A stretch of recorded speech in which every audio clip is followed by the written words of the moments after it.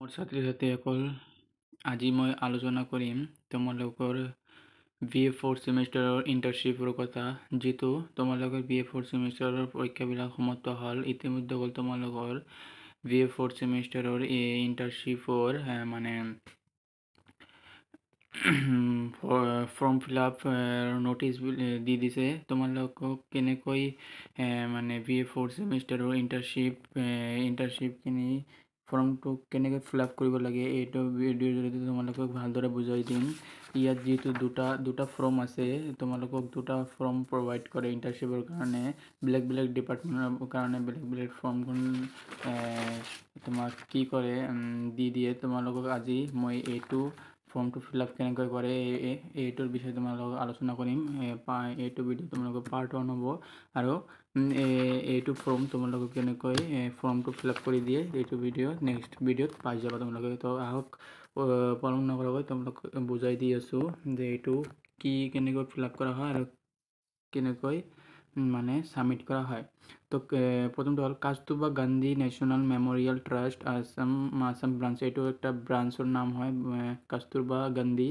তো আসাম বোৰ্ড হাৰ্ডছ নং 101 Ulubari Guwahati 781007 phone number. এই ফোন নম্বৰটো অতি লাগতিয়াল। এইটো মই তোমালোকক পিছত আলোচনা কৰি দিম। এইটো এটা ইমেইল দিয়া আছে। তো registration form for work training internship, এইটো এটা ইণ্টাৰ্ণশ্বিপ হয়।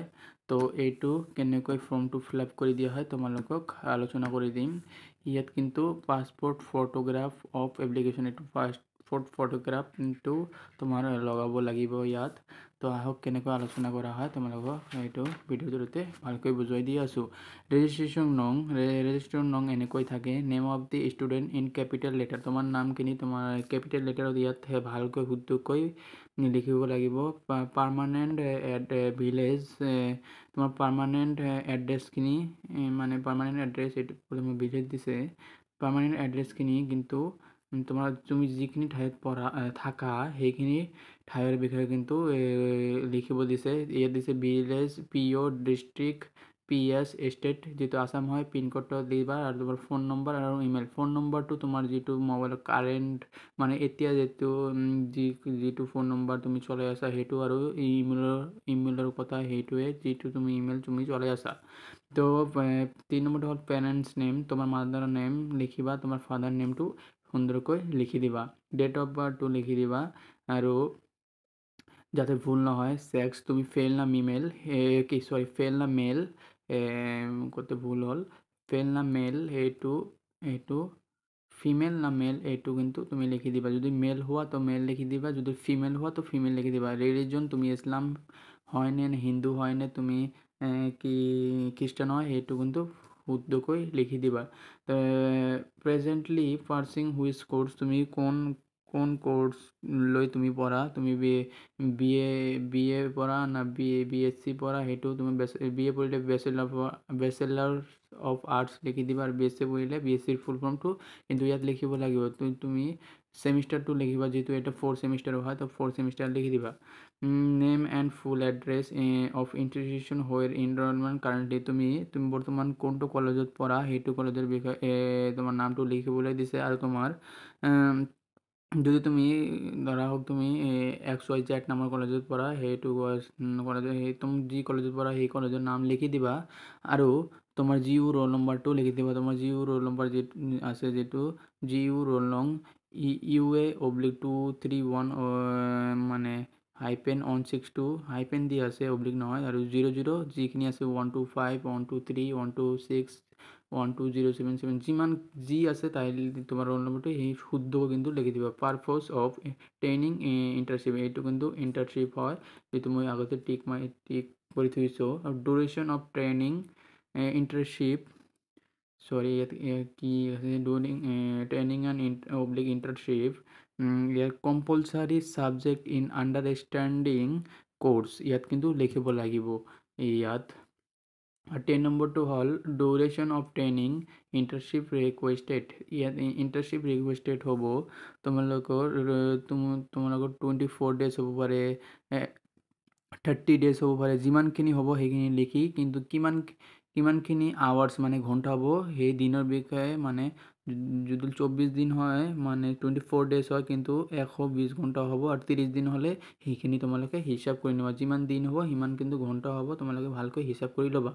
আৰু ডেটটো আছে, যিমান তাৰিখত তোমালোকে ডেটটো মানে ছাবমিট কৰিবা সেইখিনি ডেটো দিয়া হৈছে, যেনে তোমালোকে অহাকালি ফৰ্মটো ফিল আপ কৰিবা, ছাবমিট কৰিবা, সেইখিনি ডেট তোমালোকে দি দিবা, যিহেতু অহাকালি 2 জুলাই বা পৰহি দিবা 3 জুলাই, এনেকৈ মানে 3 জুলাই 7 মাহ এনেকৈ তোমালোকে 2025 এনেকৈ দি দিবা। আৰু প্লেজ ষ্টুডেণ্ট, তুমি প্লেজ ষ্টুডেণ্ট তুমি ক'ত থাকা সেইখিনিৰ নামটো দি দিবা। আৰু the current certificate by head of the institution where the application is currently enrolled, the application Shrimati তুমি যদি ল'ৰা হয় এইটো টিক কৰিবা, ছোৱালী হ'লে এইটো টিক কৰিবা, যেনে ল'ৰা হ'লে শ্ৰী ৰাহুল কুমাৰ, তাৰপৰে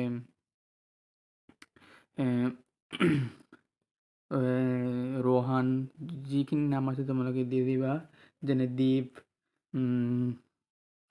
যাৰ যিটো নাম আছে সেইখিনি কিন্তু দি দিবা। ইয়াত শুদ্ধকৈ ছোৱালীৰ নাম হ'লে ছোৱালী দিবা, ল'ৰা হ'লে ল'ৰাৰ দি দিবা।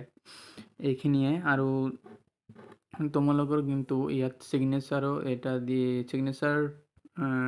চিগনেচাৰ অফ, তোমাৰ ইয়াত কিন্তু চিগনেচাৰ দিয়া হ'ব, চিগনেচাৰ কৰা হ'ব, তুমি চিগনেচাৰটো দি দিবা ইয়াত, চিগনেচাৰ অফ।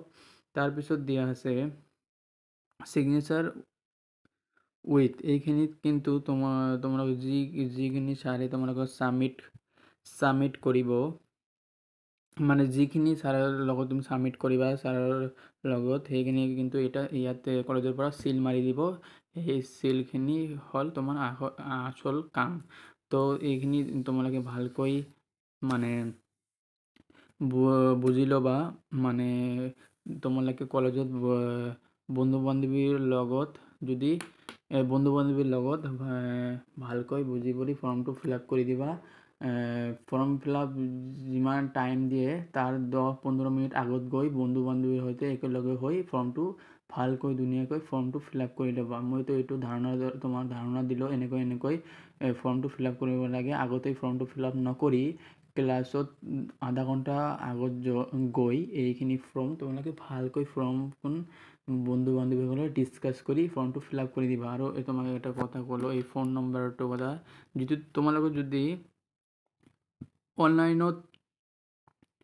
অনলাইনত কি কয় পইচাটো দি দিয়া, এই ফোন নম্বৰত কিন্তু স্ক্ৰীনশ্বটটো দিব লাগিব, যিটো ৱেবছাইটত তোমালোকে ফৰ্মটো মানে কি কৰি দিয়া, এইটো কিন্তু তোমাৰ ছাৰ বাইদেউসকলৰ পৰা জানি ল'বা ভালকৈ। অফলাইনত নিলেতো ভালেই, আৰু অনলাইনত নিলে তোমাৰ ছাৰ বাইদেউসকলৰ লগত জানি ল'বা যে কোনটো লিংকত পইচা দিব লাগে। এইটো যাৰ লিংক থাকে তাৰ থাকে, তো সেইটো লিংক বেলেগ লিংক, কলেজৰ বেলেগ লিংক থাকে, সেইটো লিংকত তোমালোকে ছাৰ বাইদেউসকলৰ পৰা জানি ল'বা। আৰু যদি ছাৰ বাইদেউসকলে লয় যে আমালোকক পইচা দি দিয়া, চব কৰি দিম, তেনেহ'লেতো ভালেই। তো এইখিনি হ'ল আজিৰ ভিডিঅ'। এইখিনি মানে যে মান্থলি ট্ৰেইনিং, লাষ্টত আছে ইণ্টাৰ্ণশ্বিপ, এইখিনি ইয়াত 2000 টকা আছে, কোনোবাৰ 1500 টকা আছে, 1000 টকা আছে, 1200 টকা আছে, এইখিনিয়ে। তো অনলাইন হ'লে যাৰ অনলাইন এনেকুৱা এটা কি থাকিব কলেজৰ, এইটো বেলেগ কলেজৰ হয়, তো বেলেগ SBI একাউণ্ট IFSC কোড দিয়া আছে, এইটো ইয়াৰ জড়িত নহয়, এইটো বুজোৱা হৈছে তোমালোকক। তো আজিৰ ভিডিঅ' এইখিনিয়ে। আৰু বেলেগ এটা ফৰ্ম আছে, সেই ফৰ্মখিনি তোমালোকক কিন্তু পাৰ্ট ভিডিঅ'ত বুজুৱাই দিয়া হ'ব এইখিনি ফৰ্ম। তো থেংক ইউ। চেনেলটো ছাবস্ক্ৰাইব কৰি ল'বা আৰু লাইক কৰি দিবা।